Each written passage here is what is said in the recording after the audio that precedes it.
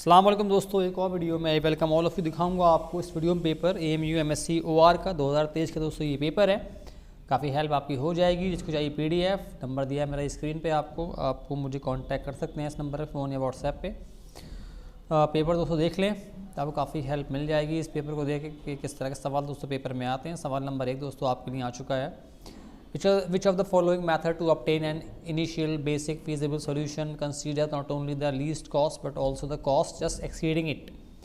Northwest corner rule, least cost method, row minima method, Vogel's approximation method. Which of the following statement are true? दोस्तों 4 statement आपको दिए हुए हैं, फिर ये ऑप्शन दिए नीचे, बताना है कौन से स्टेटमेंट आपके स्टेटमेंट इसमें से ठीक हैं।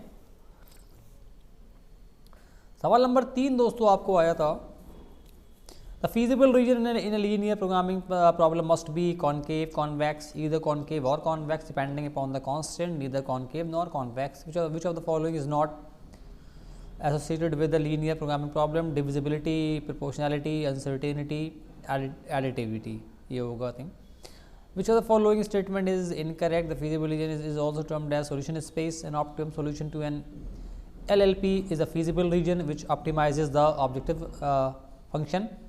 A feasible solution to an LLP is one that satisfies at least one of the constant of the problem. If two constants do not intersect in the positive quadrant of the graph, then the solution is infeasible.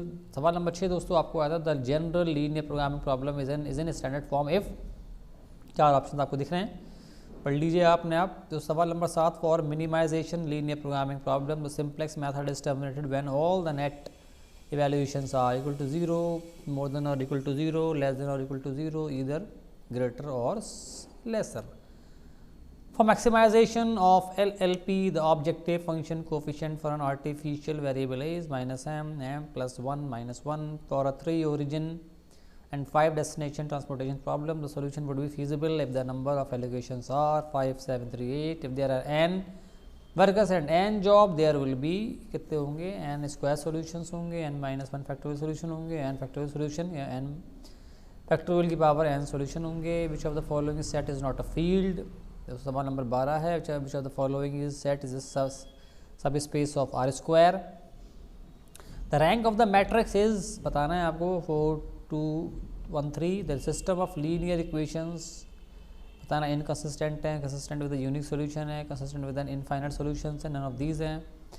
The system of homogeneous linear equations is always consistent, has always an infinite solution, is always inconsistent, has always a unique solution. सवाल number 16 दोस्तों आपको आया था, if a set of vector S v1 v2 up to n vn contains the zero factor, the vector, then S is linearly dependent, linearly independent, a zero vector, unit vector. A subset of B of vector space V is the basis for V provided that. तो ये चारों बड़े बड़े options हैं, आप पढ़ लीजिए। If a set of non zero vector v1 v2 up to v2 v power n from R to the power n are mutually orthogonal, then this set of vector form basis for, बताना है यहाँ 4 आपके option.